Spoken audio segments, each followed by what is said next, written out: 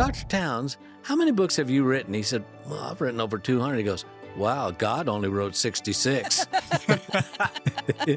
But as soon as he gets out, he wants to come back to Pearls of Life. That's, y'all have made him feel so at home there, and everybody there just He's loves a special him. man. He is. Yeah. And with Dr. Towns, I have to say, every time I'm with him, every time I see you with him and you take him all over town, it's like you're celebrating friendship. I remember calling Mom. He called me and he said, Mom, how did he get out? Is he supposed to be here? I said, obviously he is. He's on the best He's car they've escaped. got.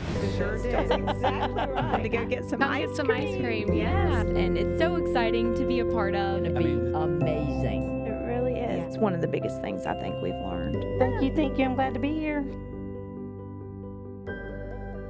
Well, hello, everyone, and welcome to the show. We appreciate you listening.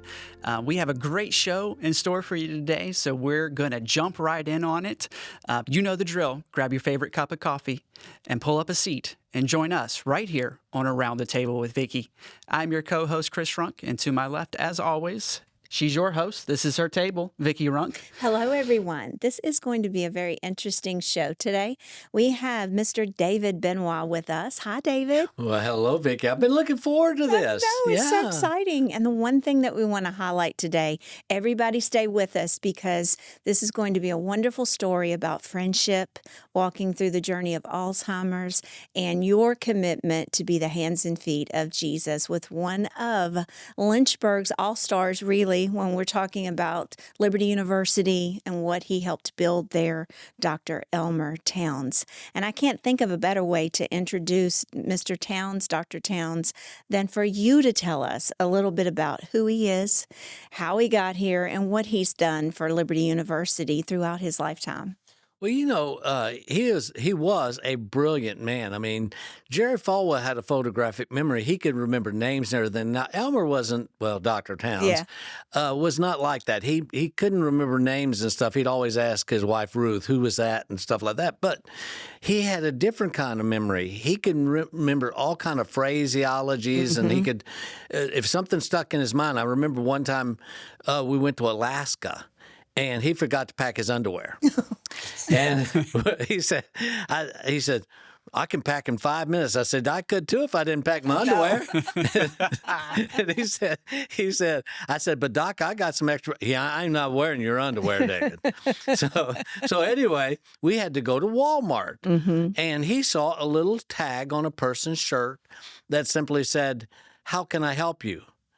And out of that, he designed a program called How Can I Pray for You? Wow. So, I mean, little things like that. He was really a great marketeer because he could take an idea just like, I mean, every church, almost every church in the world has done Friend Day. Yes. There's a lot of times we'll be passing on Ward's Road and he'll show where he used to have his building. And he said, I used to own that That's building, right. He remembers what he did. Yeah. Well, he came to Liberty University. Was he here in the very beginning in 1971 with Dr. Falwell? Yeah, Dr. Falwell actually called him and asked him to come do that. And it was really, he always tells a very funny story. He says, Dr. Falwell says to him, Elmer, we're going to start a Bible college. And he said, no. I can hear him saying it. Yeah, he says, and Dr. Towns go, no, we're going to start a liberal arts college. He goes, not liberal. I mean, the word liberal just popped out of him. So the first year it was an arts college. So wasn't going to put liberal in front of it. No, it wasn't good. So, but he was here, and really that was one of the first introductions to him, is he did an article on my life story, and my life story is quite interesting in itself. I've got two brothers. They've both been in the penitentiary 3 times. An uncle who's been in the penitentiary 3 times, and I was in reform school by the time I was 15 years old. I tell people we live very sheltered lives. We're all locked up. So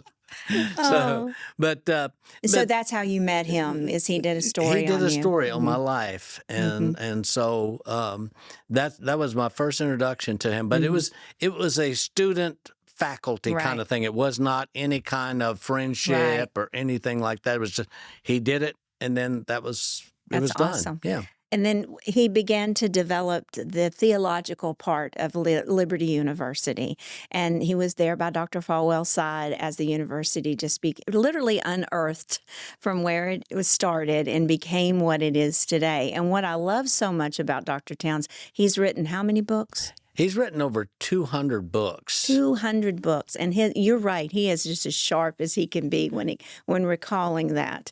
But one thing I've loved is his devotion and loyalty always to Lynchburg, Virginia, Liberty University, the staff that's there. He has just been so instrumental in developing the beliefs that we talk about, how Liberty has transformed into not just a theological school, but spreading all over the world his books and his ideas about how to get people to church. I remember in the early days, my dad came to Liberty in 1972, so we were here right at the beginning as well. I was 6 years old, and I can remember that Dad left at some point to go back to Tennessee and had several churches throughout my childhood, and Dr. Towns was always the one that he wanted to come and put in that pulpit from the very beginning of his new pastorship, because he knew that he had the ideas about the bus ministry and how to get young people into church. And I will never forget, it was always so special when Dr. Towns came to speak for my dad. And so he holds a very special portion of my heart. And now, the story goes from here that he is a resident at Pearls of Life, which is our memory care facility. And let me say that the Runk family, the Pratt family, is so honored to have him there, and the heritage that he brings and the legacy that he has. And so I visit with him often. He just helped us kick off our Alzheimer's golf tournament back in September. He'll be there again this time, and he has no problem taking the microphone and talking to the field of golfers and letting those golfers know that he was the first to sign up for Ivy Hill Golf back when it first opened. And which also opened in 1971, oddly enough. Yeah. And so the idea that he's been out there playing that course, and we know he's been a great golfer throughout his lifetime as well. But one of the things you and I were talking about off air is he gets a little impatient at times. And the whole time we're standing there waiting for him to go up to the microphone to introduce the tournament to the field of players, he kept asking me, now, how much longer do we have to be here? Yeah. So I kept having to redirect that we're going to stay right here for just a few more minutes. But so the disease goes, which is the topic of the show. It's not, he has done so well, though.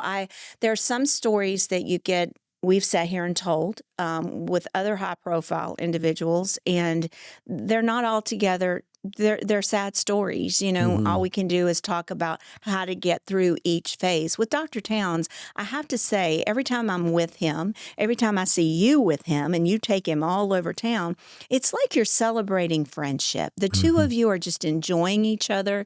You are so available to him, and which is the key to developing a secure friendship to where a patient that has Alzheimer's and dementia can trust you and know that you're going to take care of them. And there's no inhibitions about getting in the car with you. You've always been so faithful to him. But I celebrate Dr. Towns here today for his ability to accept where he is in life, which you and I know is so important when we get to this stage. And he also continues to live out his days with normal activities. I mean, he still goes to work. Yeah. Talk about that a little bit. Well, Dr. Towns, going back to a few statements you made, right. One is he's written over 200 books. Right. And I remember when Ben Stein came. You know Ben Yes. Stein, right? Well, Ben was back there and he said, Dr. Towns, how many books have you written? He said, well, I've written over 200. He goes, wow, God only wrote 66. True. But he's really was a theologian. Yes. People don't realize this, but Jerry Falwell didn't answer his questions. When people wrote in questions for him, Dr. Towns would answer all those questions, which, again, Dr. Towns, today, I do this with him. when I take him to a restaurant where we have to sit down and wait, like IHOP or something like that, I've got on my phone an app, a Bible app, and it's almost like 500. You win every time you get the right answer, it goes up the ladder. And so I'll turn it on and let him play it. I'll say, "Read me the question," and he'll read me the question, and then I'll say, "What are the potential answers?" And he'll read them to. What do you think? Which one is it? You know, and like the other day, he said to me, what road did Paul meet Jesus? That's a hard one. You know, I mean, here's a guy, I mean, on the road to Damascus, everybody, I mean, you could ask any Sunday school teacher or whatever, and they know that. Right. You know, but it's hard for him, and but it's a challenge. And I would suggest that if you do take people out, do something like that with them. If they play Jeopardy, find a Jeopardy game on your. That's a great piece of advice. Yeah. Absolutely. So that they can stay occupied, because if he just sat there, he would ask me 20 times, "What did water? Did the waitress come?" Or you know? No. But I experienced that at the golf tournament. And that's the reason I'm so excited about today's show. And So we can help and people. what value we can bring to people and to listeners, Mr. Benoit, is the fact that most of the time on this show, we focus, and I feel like most Alzheimer's care, most topics focuses on children and spouses of the individual. I'm really excited because we're talking about what does it look like for a lifelong friend now become caregiver? So I think today's show is going to really help folks as we explore, because him knowing Dr. Towns, where he can show him that Bible app, that's something that a caregiver would never know. Only a best friend would know. So you're able to take all of your years of experience with that individual or Dr. Towns and be like, "Hey, I know exactly how to provide the best service for him in this situation with what he's battling." Well, I would also like to add, you know, I've watched since he's been with us the faithfulness that Liberty University has given back to him. Oh, and Dr. Costin and Jonathan are both tremendous helpers. Yes. They're going to make sure he's on stage for graduation. They're going to make sure that he is being honored and that they acknowledge that he's there, because that's a great deal of strength it takes for him to get into his robe and get up there and do all of those things. Nobody would understand. He doesn't just appear that way. It takes someone like you behind the scenes, getting him ready, getting him there, then watching him and knowing if you need to intervene. And the university is cued into all of those things with him as well. And so kudos to Liberty University. I think it's a wonderful thing. And I'd like to give some kudos to you, too, because the first thing he asked me when we're going, where we're going? We're going for breakfast or we're going for lunch. Almost every day I'll take him somewhere to eat. And he'll say, "Well, what are we going to do after that?" I said, "I'm going to take you back to your house." Good. He always likes to go back. I mean, he doesn't mind getting out. He likes to get out. But as soon as he gets out, he wants to come back to Pearls of Life. You know, y'all have made him feel so at home there, and everybody there just loves him. And, you know, he is. And it's funny because he clicks when he walks. He's got these shoes. I need to get him some cushion shoes, because then I mean, they'll start opening the door before he gets there. You know he's coming. He's not sneaking up on nobody. Yeah. But thank you so much, because that is one of the things that we talk about on the show is, you know, whenever your loved one is going out, if they say, is it time to go back? Because I really need to get back for this or that. And he has such a beautiful room. You and Polly, his daughter, has done such a wonderful job at making it look just like home, which is so important for adjustment. And you guys took a lot of cues from things that we would ask you to do, and you've been a model family to work with. And so that makes it easier on us. Well, it's funny because I was going to take him to the 70s. You know, they had the 70s event. And so I called him. I said, "Well, Doc, I'm going to come get you in just a little bit." "Why?" "Well, we're going to the 70s event." "I can't make it." I said, "You can't make it? Why not?" He said, "Because I'm in Roanoke at a hotel." I said, "So you're at Roanoke in a hotel?" "Okay." I said, "If you were in Lynchburg, would you want to go?" "Yeah." And so I come up there and open the door and goes, "How'd you find me?" Oh, that's such a wonderful story. I'll tell another story. Yeah. I was just last homecoming at Liberty.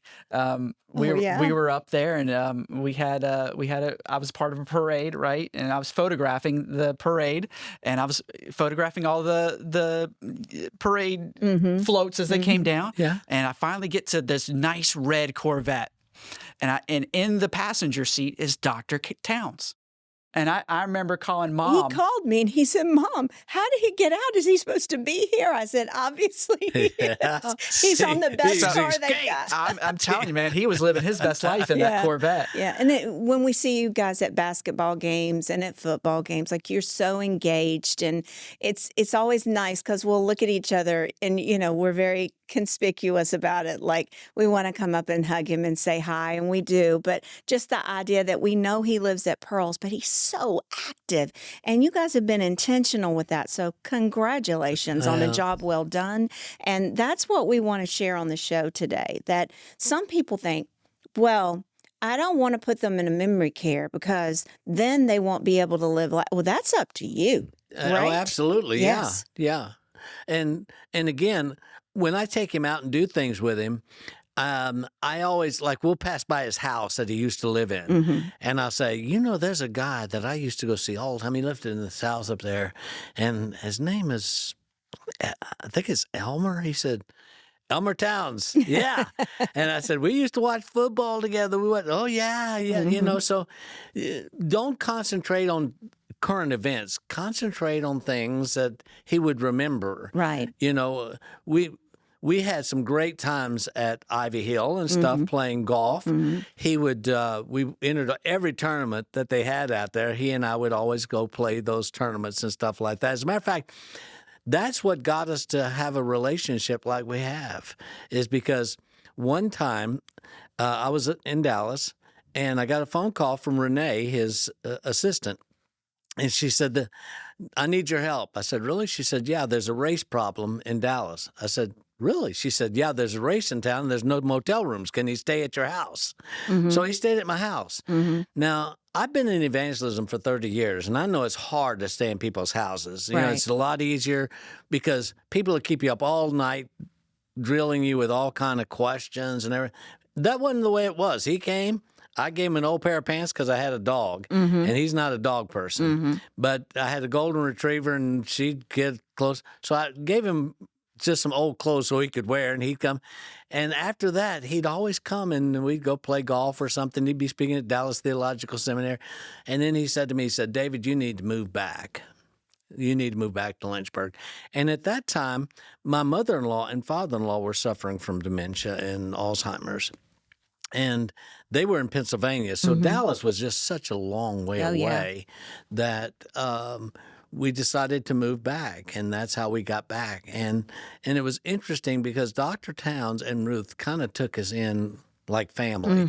And Dr. Towns would always say, you can't be best friends if your wives are not best friends. Well, that's true. That's what he said. So we would go on vacations together. We'd go down to Myrtle Beach. They have a condo down there. And we went on a cruise together and stuff like that. And every time they had any kind of family deals, they would say, would you come and be a part of that, And so he's giving you something so special as well. Yeah, and it's interesting because now I think it's an honor to do what I do. Absolutely, it is. Yeah. I remember him telling me, he told me this many times. I remember when J. Vernon McGee used to come to Dallas, and I was the only guy that played golf. So they'd call me and say, would you go play golf with J. Vernon McGee? I'm going, man, I'd love to play golf with J. Vernon McGee, but I get to play golf with Dr. Elmer Towns. So it's an honor. I mean, absolutely. God has given you guys something really special. Let's talk about as your friendship started to. We just talked about how you got back to Lynchburg, and through that time, Dr. Towns lost his wife, and that had to be a hard season for him. Even before that, I remember I was playing golf with Dr. Godwin, and Dr. Falwell called him, and he said, I need to tell you something, Ron. He said, Sam Towns just died. He was in an automobile accident. That was his son. That was his son. I do remember that as well, yes. And so no one knew how to catch up with Ruth except me. So I was the one who told her about her son being killed in the crash. And I think that became something special because Dr. Towns many times would say, if anybody I would want to tell Ruth about that, he said, I really would wanted you to do that. And so so I think that even made a stronger bond because it became more like a son to him. Now, he doesn't think that because he's always saying, how old am I? You're 93 years old. How are you? 71.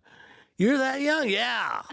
And here's the bad thing about it is people walk up to me and, are you Dr. Towns? No, I'm not. He's 93 years old.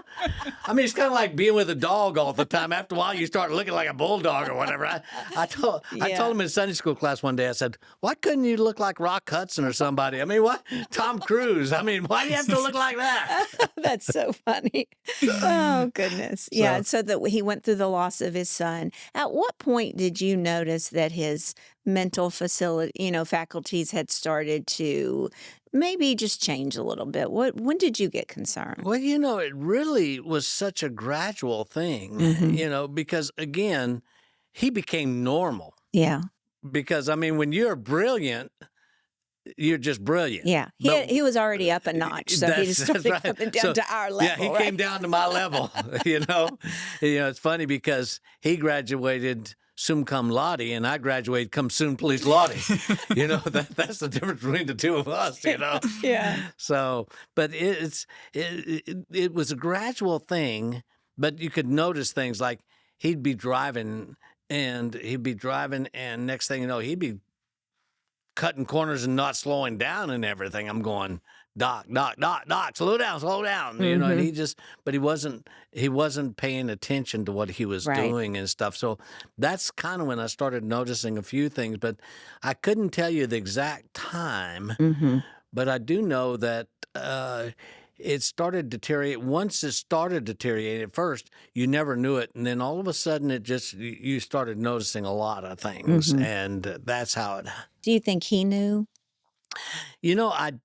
I think he kind of knew it because his recall. I mean, he had instant recall. Yes. I mean, if he sat down with you and as a matter of fact, I'll tell you this. I took him to Thomas Road because somebody wanted to interview him. And this was like this year. Okay, I had to get him out of your facility to take him over there. And I'm thinking, well, this isn't going to be too good. So they set up the cameras just like this and everything, and they were talking. And he said, Dr. Towns, tell me a little bit. Well, Jerry called me on, and he starts, I'm going, who is this guy? And then we get in the car. Did you drive or did I drive? Doc. Yeah. I said, you just did about an hour and a half of interviewing. And it was like. But how interesting is it that it sounds like he reverted to those memories? Yeah, that he's got from way back. Yeah, he could. Yeah. It wasn't the now memories. It was what I have done my whole life. And you can just flip that switch. Yeah. And it sounds like nobody even knew there was anything he wrong. even gave dates. It was on such and such date. He called me and I called Ruth and she said Jerry had already called her. And, I'm going, who are you? And what did you do with Dr. Towns? I know. So whenever he started to fail, did he ever come to you and say, I think, I'm starting to lose some of my memories?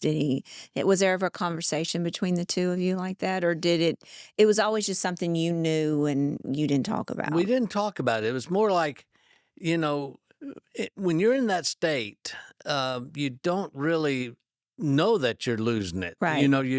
You always fear that you're going to lose it, but when you start losing it, you don't realize you're losing it. Right. And so he never brought it up, and I never brought it up. I never said, "So you got Alzheimer's, huh?" Right. We never talked about that. Work around it. Yeah, just work around. Live in his world is what we always say. Yeah. Yeah. Well, I found out that you need to talk about the past more than you need to talk about current events because they don't remember current. No, that's true. He'll ask me 10 times before we get to the restaurant, where we're going, what we're going to eat. Did you drive or did I drive? Doc, you don't have a car. I remember one night they were doing a program at Liberty, and it wasn't at Liberty. It was in Pate Chapel. And I wasn't paying attention. and he was gone. Oh, no. I said, oh, no, he's a runner. So He's a track star. yeah, I'm saying, where'd he go? And so it's pouring down raining, and I'm asking the security, have you seen where he went? No, I don't see. So I walk out there, and he is in the rain in the parking lot looking for his car. Yeah. And I said, Doc, you don't have a car. I don't? Mm-hmm. No. I said, but it's not your fault. Yeah. You outlived your driver's license. Oh, I love that. I Not love many that. people can say at 93 years old, and I'll say, you don't have a driver's license. Why would you have a car? Mm-hmm. I got a driver's license. No, you don't. Mm-hmm. So he'll pull out, and it looks like a driver's license, but it's an identification card. I said, that's not a driver's license. That's not. And we'll just drop it. Just like about a couple weeks ago, he walked out of the building at Page Chapel, and I saw him. And he was standing there on those blocks, and he was looking like this. I walked up next to him. I put my hand down. I'm looking like this. I said, what are we looking for? My car.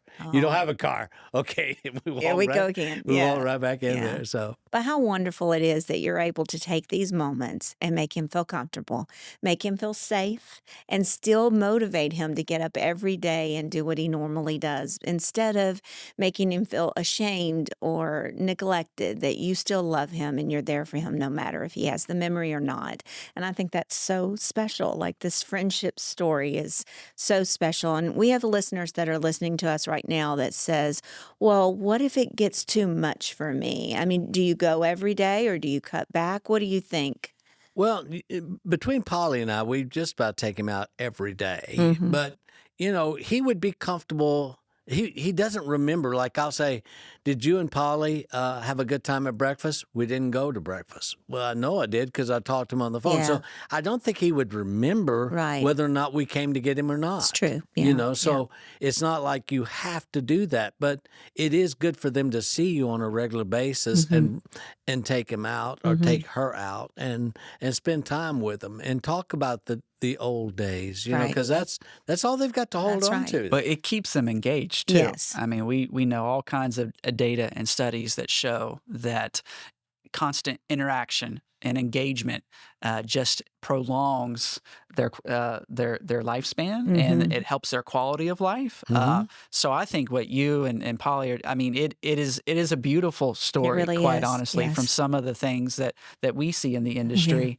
It really is. I mean, I got to commend you. It's very admirable, and it's a hard thing to do, what would but you it's the right say thing to do. If someone's listening and they're like, I just hate the idea of a memory care facility. What are some things that you can set straight here about Pearls of Life and our memory program? Well, I will say this: when we first moved Dr. Towns in, we moved him into the big facility, independent living, living, and he kept looking for his car. He'd leave in car looking for his car and everything, and when y'all moved him in to the memory facility, right.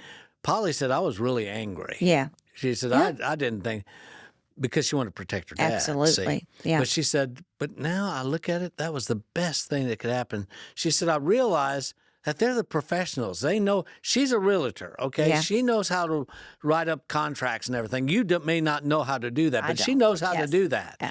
But she doesn't know about memory care, but you do. Yeah. And you spotted it before she could spot it.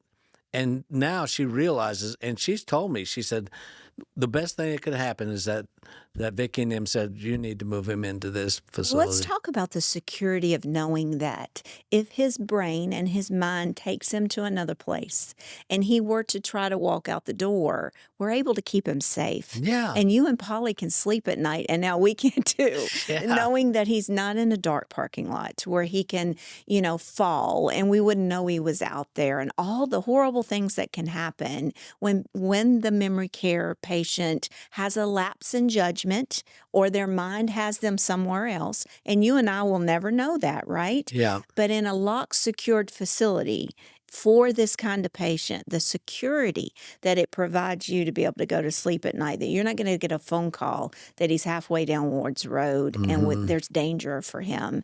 Talk about how that makes you feel. Well, let me just say this, that, before Dr. Towns moved into those facilities, he lived in that big house Right. up there.